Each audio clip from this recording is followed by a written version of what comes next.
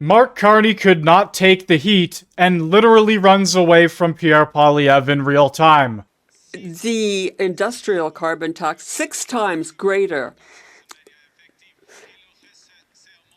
And also we are tightening rules in other areas.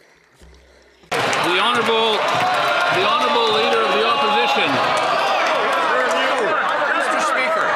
Mr. Speaker, you can't build homes if you run out of the House. That's right. And that's what the Prime Minister is doing right now.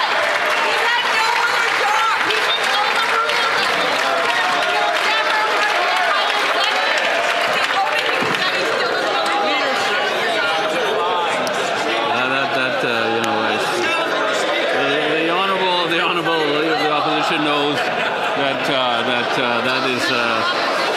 that is very close to the line, and his colleagues know that there's no singing in the House. So anyway, the honourable leader has the floor now. Mr. Speaker, it's very sad the Prime Minister does not want to debate how we get homes for our youth. Our young people deserve homes, jobs, and hope. He was feeling very cocky a few minutes ago until he worried that I might present him with the facts. That the Parliamentary Budget Officer revealed today that his new housing bureaucracy will build only 5,000 homes per year, which is barely 1% of the 500,000 homes that he promised during the election. Construction is falling off the cliff. Why won't the Prime Minister stand in this House and debate it? The Honourable Government House Leader. Mr. Speaker, for the record, the Prime Minister is doing his job, and now he's off to speak with the Assembly of First Nations, doing the job of the Prime Minister of Canada, not standing in this House doing quippy quips for Twitter.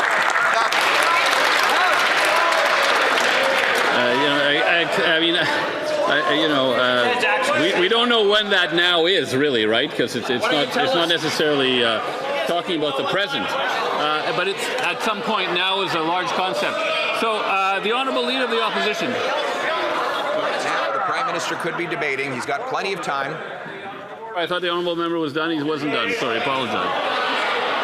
As I was saying, Mr. Speaker, the Prime Minister is doing his job and off to give an address and consult with the Assembly of First Nations, not doing quippy quips for Twitter with the Leader of the Opposition, which I know he would very much like to do, as he likes to obstruct, obfuscate, and as he's shown earlier in question period, not have a single handle on a single fact about a single indicator about life in this country. The Honourable Leader of the Opposition. Let's speak about indicators then.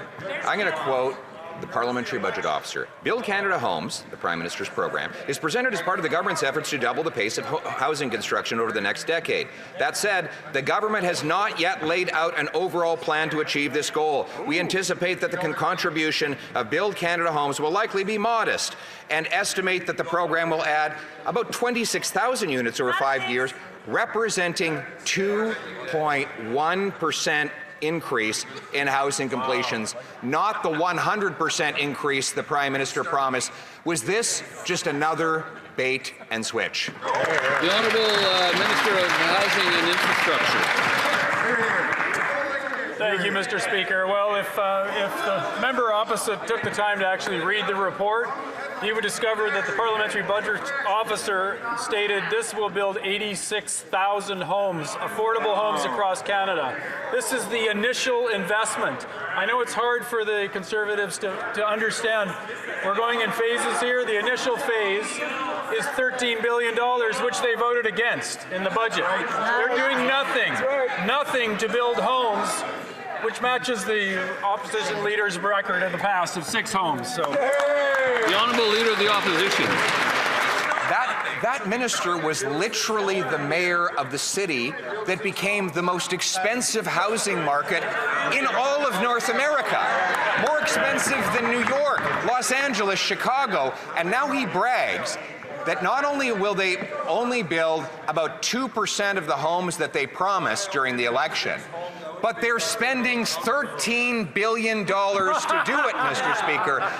Failing is bad. Failing expensively is even worse. So rather than having the costly mayor stand up and answer for him, will the Prime Minister have the courage to answer for himself? Where are the homes he promised? The Honourable Minister of Jobs and Families.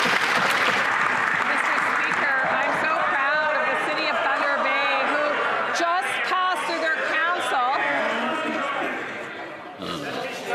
The Minister may begin from the top.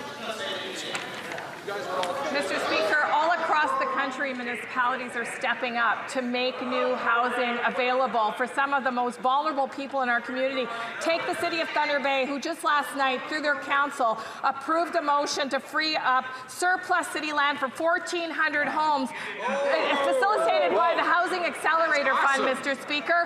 That's the work of a government who's behind communities, who's behind people. And here's what we can say about the Conservatives. They vote against the very people that need that help. Mr. Speaker, we're building Canada strong with municipalities like the Municipality Marathon who's here today.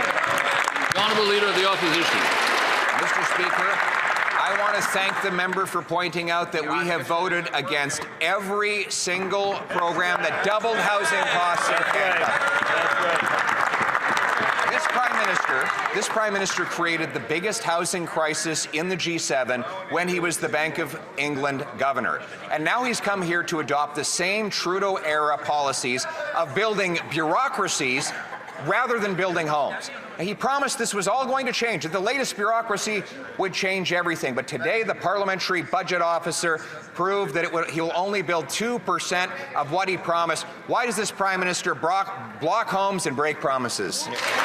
And of course, the Liberal House Leader runs to defend Mark Carney. Here's Carney's itinerary for today. At 4 p.m., he had that assembly with the First Nations chiefs. And question period ends around 3:15. So yes, he actually had plenty of time to answer more questions. The simple fact of the matter is, Mark Carney cannot handle the heat. And when asked tough questions, he unravels very quickly. Anyway, I would like to know what you think down in the comment section below, and have a good one.